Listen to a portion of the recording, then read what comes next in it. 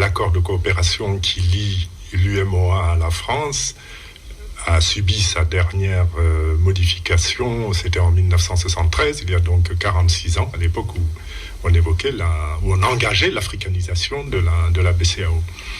Aujourd'hui, il est peut-être un peu excessif de dire que le franc CFA disparaît parce que l'UMOA reste, et c'est important. Par contre, la dénomination de la monnaie commune est modifiée, elle va désormais s'appeler ECO. C'est une évolution importante.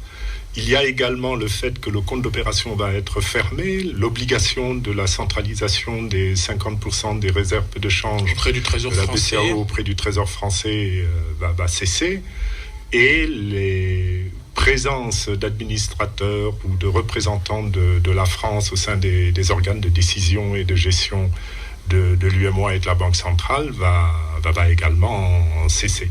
C'est que les décisions qui ont été prises dépendaient d'abord de la volonté et d'une décision des chefs d'État de l'Union économique et monétaire ouest-africaine et non pas de la France.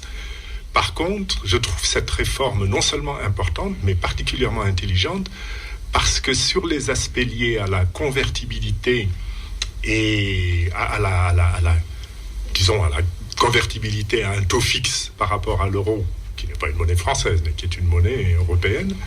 Également, la garantie de convertibilité, cette fois assurée par le Trésor français, par la France.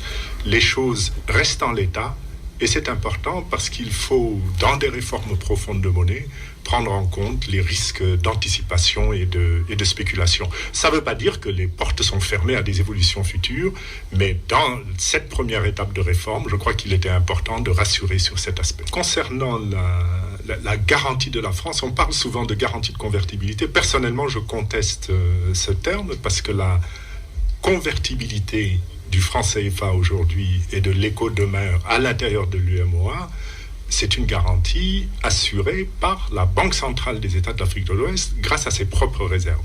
C'est lorsqu'il y a épuisement des réserves de la Banque centrale que le Trésor français, l'État français peut entrer en jeu. C'est pourquoi je préfère, moi, parler de garantie de continuité de convertibilité plutôt que de garantie de convertibilité, parce que c'est réduire le rôle important et majeur de la Banque centrale.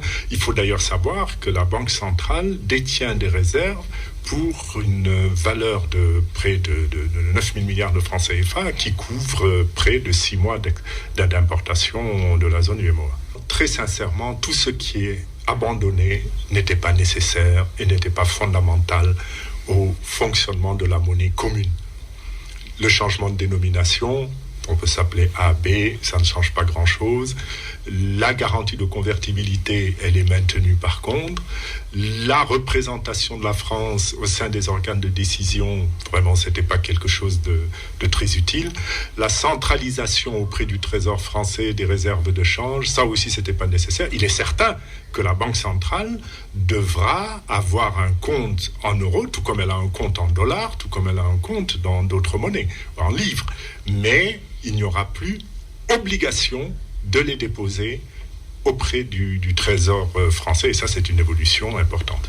Puisqu'il y a des dénominations qui changent, il y aura changement des signes monétaires, et croyez-moi, ça va être un gros travail. C'est pourquoi il était important de ne pas également toucher immédiatement l'aspect parité, l'aspect convertibilité. Sur ces aspects-là, il faut rassurer.